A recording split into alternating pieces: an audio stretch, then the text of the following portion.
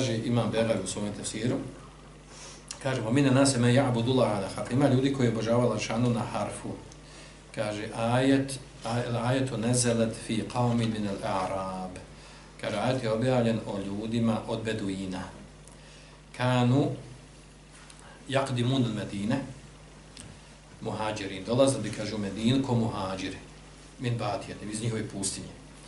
Pa kane ahaduhum idha qadim al-Medine, pa neki od njih bi, kaže, kada bi došao u Medinu, kaže, fa sahha biha jismuhu wa natajat farasuhu mahran hasano veladet imra'atun gulamu wa kathura maluhu, pa kaže, neko bi od njih, kaže, ako bi ostao zdrav, životinje, njegov konje, njegov imetak u životinjama, kaže, bio napredovao bi, bilo bi u njemu hajra. Supruga mu rodi dijete, muško, naravno. Kaže, poveća mu se imetak. Kale hada dinun hasan, kaže, ovo je prava vjera, ovo je lijepa vjera, dobra vjera. Wa kad usibet fihi hajra, jer kaže, desimo se hajr. A zašto? Zato što većina ljudi tako gleda i tako teži. I kaže, se počne praktika vjere, bitan mu je dunjaluk. I gleda koliko mu ide dunjaluk s vjerom. Ako ne ide dunjaluk s vjerom, onda je problem. Onda nešto kad nešto ima u vjeri, ili možda pogrešno ima tumačenje, ili nešto ne ide. Kako Allah čanka daje kafirima, vidi. Oni na batilu, na kufru, a vidi imaju svega. Bolje, više imetka imaju od nas. A on na kufru, ne, to logike. Nema logike njegove. Znači, ako mu ide dobro, kaže smatra, bude zadovoljan s time, kaže, odgovara mu vjera. Vojne sabehu meredun, kaže, ako zadesi bolest, u oled imretu džarije, kaže, žena mu rodi žensko dijete. Dobro da rodi uopšte, ali žensko mu rodi. O ažhedet ferazu, kaže, i kaže njegov kaže, konj, njegov životinjanač koji ima, kaže, također nisu životinja koje se razmnožavaju, nema u njoj hajra. O kadle maluhu, ima njemu se imetak, a on se prihvatio vjeri. Ale, ma asabtu mundu dehaltu fi hada din illa šarra, kaže, nije mi se desio, kako sam ušao u vjeru, nije mi se desio hajr. Vazda belaj neki. Fejan qadibu an dini, kaže, i onda se odvrati od vjeri. Wadhalika fitna, kaže, to je fitna, to je iskušenja. Kaže, fanzad Allahu ta'ala, wa mine nasi me ja'budullahi ala harf. Ima ljudi koji obožavaju Allaha dželešan na harfu. Ekseru mufesirina qalu ala šekin, kaže, većina mufesira kaže, obožavaju na harfu, obožavaju na sumnji. Znači, nije to istinski ima, nije to pravo. Znači, obožavaju Allahšanu, ali ono sa predostrožnošću. Vidjet ćemo šta ispadne. Ako bude dobro, dobro je, to je to. Ako ne bude, znači, tražit ćemo dalje. Tražit ćemo dalje gdje, na kom mjestu ima veći hajr na dunjaluku. Znači, obožavaju Allaha dželešanu na sumnji, u sumnji. Znači, nisu istinski pravo povjerovali. Nije im ušao iman u srce. Znači, ne doživi istinski iman, niti osjete slast imana. To ona doda sad, nema slast imana. On ne osjećaju ljepotu namaza, ljepotu svih propisa vjere. On ne uživa ni u namazu, ni u zikru, ni učenja Kur'anu, ni u druženju u ime Allaha dželešanu, ni u slasti sabura na musibetu kojim se desi. Nema užitka ni u čemu. Zašto? Zato što površno obožava Allaha dželešanu, površno shvatio vjeru. Ovdje je problem, znači, što u praksi, a o tome će govoriti Šejh Islam ibn Tejmije, što većina ljudi bude na tom stanju, među muslimanima. A dokaz tome što, to kaže u praksi, kada se desi neke krize velike, ratovi, iskušenja, da većina muslimana odmah izgubi glavu, ne zna gdje će, šta će, ne zna gdje udara, što kad ne kaže. Znači, skloni su tome da izdaju, da pronovjeri, da okrene, znači, nema kod njih. Zašto? Zato što su površni, znači, nisu uopšte bili istinski, nisu spremni bili za žrtvu, za borbu. Jer nije iman ušao istinski u njihovo srce, niti osjećaj slast imana. Naravno, ima to svoj razlog. Zašto ne osjećaj slast imana? Zašto mi ima površan? Zato što stvar ne uči da niti ima ibadeta, niti povećava znanje. Niti povećava ibadet, niti povećava znanje. Niti se posvetio vjeri. Niti je krenuo prema Allahu, da krene on prema Allahu sa dobrim djelima, i Allah dželešanu će njemu omiliti i učiniti ga jakim i snažnim. Znači, kaže ovdje, većina mufesira je da ovdje znači obožava Allaha dželešanu na sumnji.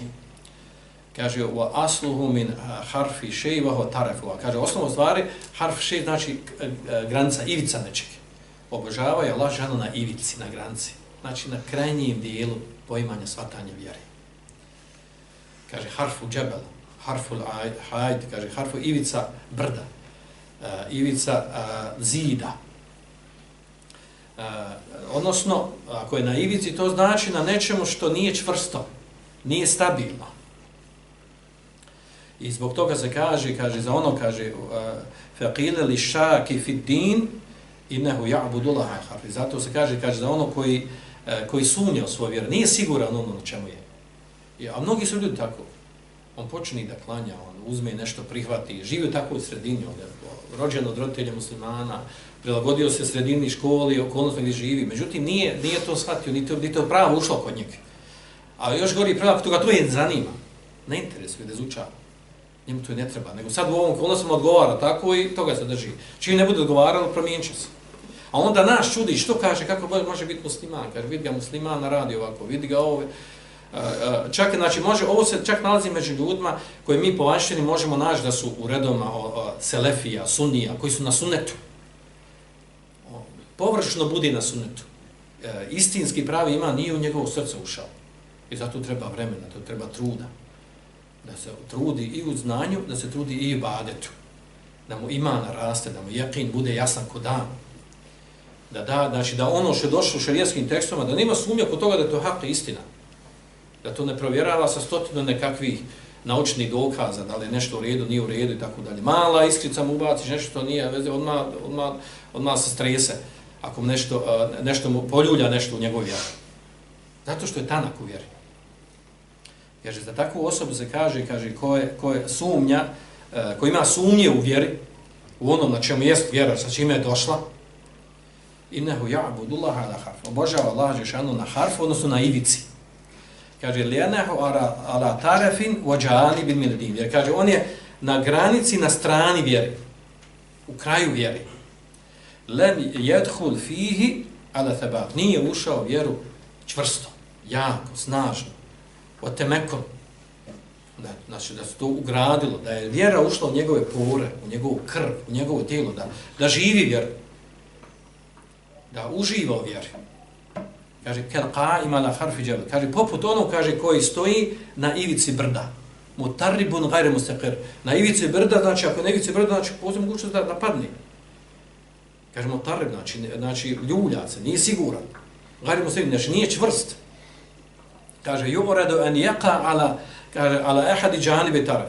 Kaže, izlaže sebe da padne na jednu stranu. Kaže, od te ivice na kojoj se.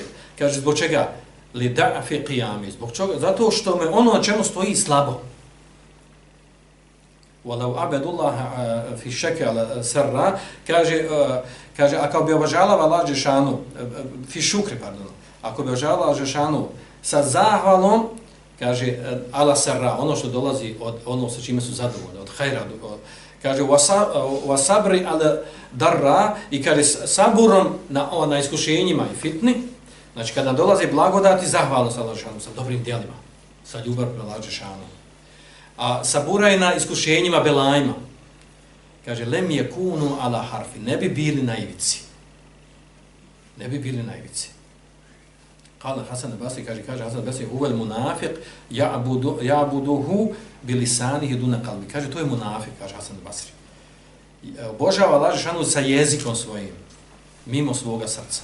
Fejne sabehu hajrun, kaže, ako mu se desi hajr, znači zdravlje, povećamo se metak, idemo u porodci, u poslu, itmenne bihi.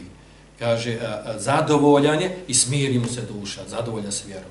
I lijepa, kaže, mašala u vjeru i kako sad lijepo iklanjat, kako je. Sve dok ide dunjaluk.